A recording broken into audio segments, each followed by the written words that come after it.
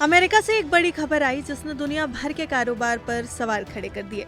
अमेरिकी राष्ट्रपति Donald Trump के टैरिफ्स को यूएस के कोर्ट ने झटका दे दिया। कानूनी झटका देते हुए अमेरिकी सुप्रीम कोर्ट ने ये बात कही है कि टैरिफ्स को नियमों के तहत नहीं लगाया गया, इसलिए टैरिफ्स मान्य नहीं है। ऐसे में डोनाल्ड ट्रंप ने अपने कुछ स्पेशल पावर्स का इस्तेमाल करते हुए पहले पूरे दुनिया पर यानी ग्लोबल टैरिफ्स लगाए 10% के, और फिर उन्होंने उसे 15% कर दिया। लेकिन अब ये नए टैरिफ्स लगने के बाद कई देशों के लिए ये पूरा सौदा काफी महंगा साबित हो सकता है।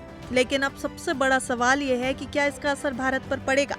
खबरें ये भी हैं कि भारत और यूएस की ट्रेड डील फिलहाल के लिए रोक दी गई है। डोनाल्ड ट्रंप की तरफ से नए टैरिफ्स की घोषणा के बाद भारत और यूएस के बीच चल रहे एफटीए को फिलहाल हॉल्ट पे डाला गया है। इसको लेकर के एक प्रेस कॉन्फ्रेंस में जब वित्त मंत्री निर्मला सीतारमण से सवाल किया गया तो उन्होंने कहा कि अभी घबराने की जरूरत नहीं है। उन्होंने बताया कि सरकार इस पूरे मामले को ध्यान से देख रही है, कॉमर्स मिनिस्ट्री हालात का विश्लेषण कर रही है और तभी आगे कोई फैसला लिया जाएगा जब इस पूरे हालात को एनालाइज कर लिया जाएगा।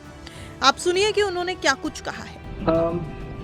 On the Indian economy, I think it's a bit too soon for me to comment.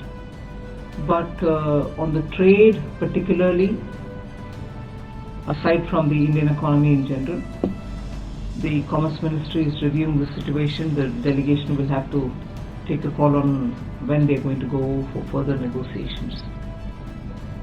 So it's a bit too early for me to comment.